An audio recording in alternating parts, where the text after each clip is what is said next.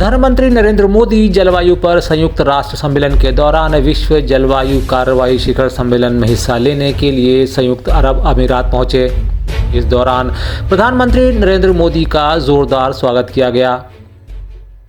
कार्यक्रम में पीएम मोदी ने अपने उद्बोधन में कहा कि संयुक्त अरब अमीरात और भारत के बीच जलवायु परिवर्तन कार्रवाइयों में बेहतर साझेदारी की उम्मीद है।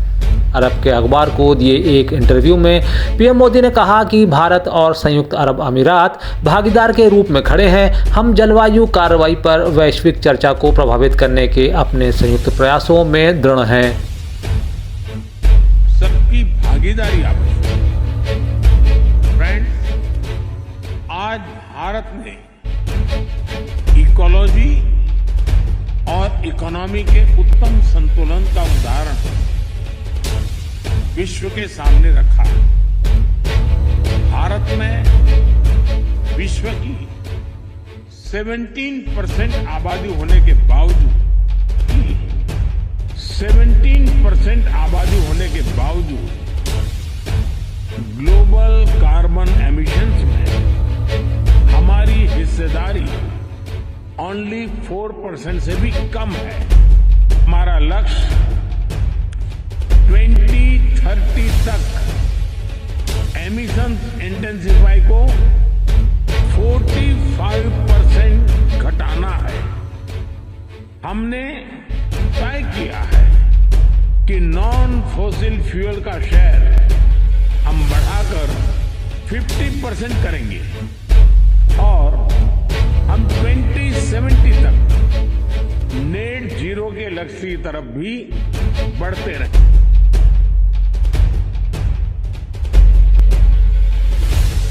3 दिसंबर को होने जा रहे विधानसभा चुनाव की मतगणना के लिए मध्य प्रदेश भाजपा कार्यालय में प्रशिक्षण कार्यक्रम का विशेष आयोजन किया गया। इस कार्यक्रम में पार्टी के प्रत्याशी समेत विभिन्न पदाधिकारियों की मौजूदगी में काउंटिंग एजेंट्स को ट्रेनिंग एवं तकनीकी जानकारी प्रदान की गई।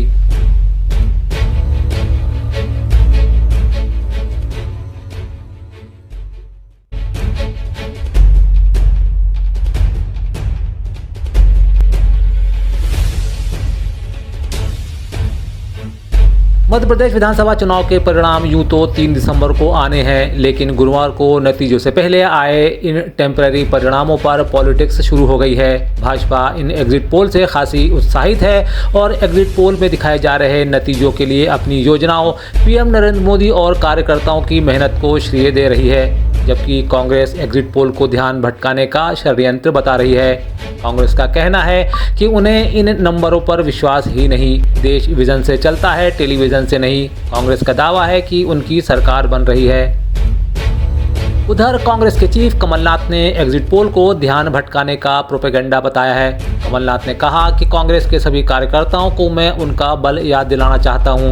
आप लोग कांग्रेस की शक्ति हैं और आपकी मेहनत और समर्पण से ही जनता ने कांग्रेस पार्टी के समर्थन में जमकर वोट डाला है। 3 दिसंबर को जब मतगणना शुरू होगी तो कांग्रेस की सरकार पर जनता की मोहर लग जाएगी। कांग्रेस के सभी कार्यकर्ता पूरी ताकत से मैदान में आ जाएं। भाजपा चुनाव हार चुकी है। कुछ एग्जिट पोल जानबूझकर इसीलिए बनाए गए हैं कि कांग्रेस कार्यकर्ता निराश हों और झूठा माहौल दिखाकर अधिकारियों पर दबाव बनाया जाए। ये षड्यंत्र कामयाब होने वाला नहीं है। कांग्रेस के सभी पदाधिकारी, जिला अध्यक्ष, जिला प्रभारी, मोर्चा संगठन के प्रमुख और प्रकोष्ठों के पदाधिकारी अपने अपने काम में जुट जाएं और निष्पक्ष मतगणना कराएं। हम सब जीत के लिए तैयार हैं। हम सब एकजुट हैं। आपको कोई भी समस्या लगती है तो आप सीधे मुझसे बात करें या पीसीसी में 3 दिसंबर को फोन करें। मैं पूरे समय वहां रहूंगा। 3 दिसंबर को कांग्रेस पार्टी की सरकार बन रही है। उधर शिवराज सिंह चौहान ने कहा है कि मैंने पहले ही कहा था, मध्य प्रदेश में कोई कांटे की टक्कर ही नहीं। भाजपा भारी बहुमत से जीतने जा रही है। प्रधानमंत्री का नेतृत्व, अमित शाह की रणनीति, नड्डा का मार्गदर्शन, कार्यकर्ताओं का परिश्रम और हमारी अनेकों योजनाएं और विकास की वजह से हम जीतेंगे।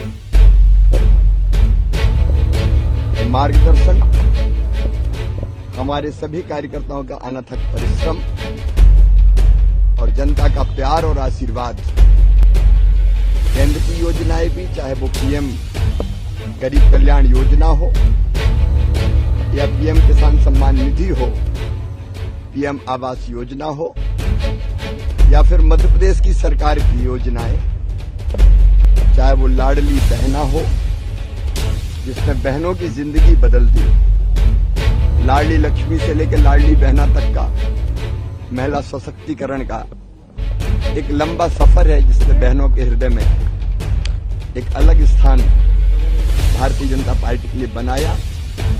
और चाहे हमने पीएम किसान सम्मान निधि में पीएम किसान सम्मान निधि या कल्याण योजना की राशि जोड़ी हो, मुख्यमंत्री सीखो कमाओ योजना हो या अन्य बहुत सी योजनाएं, ये उन्हीं को ढंग से नीचे पहुंचाने का परिणाम है कि भारतीय जनता पार्टी फिर शानदार बहुमत प्राप्त करने जा रही है।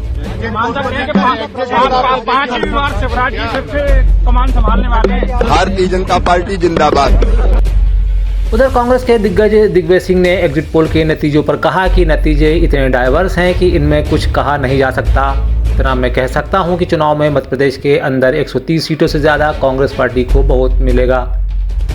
हूं कि मध्य प्रदेश के अंदर 130 सीटों से ज़्यादा कांग्रेस पार्टी को सीटें मिलेंगी, स्पष्ट बहुमत मिलेगा।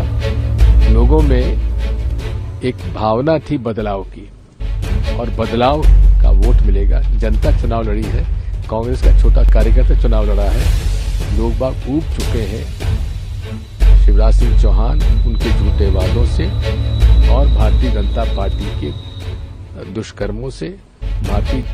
एग्जिट पोल पर अपनी राय देते हुए भाजपा नेता प्रहलाद पटेल ने कहा है कि मध्य प्रदेश में 2003 के परिणाम 2023 में दोहराते हुए दिखते हैं। इसके पीछे विकास के मॉडल के 3 स्तंभ गरीब कल्याण, महिला सशक्तिकरण और आने वाली पीढ़ी को बेहतर भविष्य देना है। मोदी जी का मॉडल विकास और विरासत का मॉडल है। आपका पर्सनल अनुमान क्या है, कितनी सीटें मध्य प्रदेश में आएंगी? चुनाव अभियान प्रारंभ हुआ था उस दिन से लेकर मतदान तक मेरा वाक्य नहीं बदला। आप उठाकर मेरी बाइट देख लीजिए। मैं कहता था कि 2003-2023 में दोहराएगा और अभी भी मैं अपनी बात पर कायम हूं। उधर इसी मामले को लेकर पूर्व मंत्री सज्जन सिंह ने प्रेस कॉन्फ्रेंस करते हुए एग्जिट पोल को लेकर इसे प्रीपेड पोल बताया है। उन्होंने कहा कि कुछ मीडिया घरानों को मैनेज करके मध्य प्रदेश के अधिकारियों को दिग्भ्रमित करना और कांग्रेस कार्यकर्ताओं के आत्मविश्वास को तोड़ने का काम भाजपा कर रही है। भारतीय जनता पार्टी को ऊपर दिखा दो, मध्य प्रदेश में भाजपा की सरकार बना रहे हैं। कई जगह सरकार बनाने का दावा भाजपा का कर रहे हैं। ये मीडिया घरानों का कर्तव्य है बीजेपी के साथ मिलकर, लेकिन जो वास्तव में उनको एग्जिट पोल जहाँ से शुरुआत हुई, हम मानते हैं C voter, Times Now, ABP news, खासकर ऐसे तमाम बड़े चैनलों ने स्पष्ट रूप से मध्य प्रदेश के साथ साथ 4 राज्यों में कांग्रेस की सरकार बना रहे हैं। मध्य प्रदेश, छत्तीसगढ़, तेलंगाना, राजस्थान और मिजोरम में संघ सरकार आ रही है। ये इसलिए भाजपा का कुत्सित षड्यंत्र, घिनौना षड्यंत्र है मीडिया घरानों के साथ मिलके कि अधिकारियों को डरा दो कि देखे काउंटिंग में होश में रहना, कार्यकर्ताओं को कांग्रेस से डिमोरलाइज कर दो। ये घिनौना षड्यंत्र अब चलने वाला नहीं है। मध्य प्रदेश के साथ सभी राज्यों में डंके की चोट पे कांग्रेस की सरकार बनी।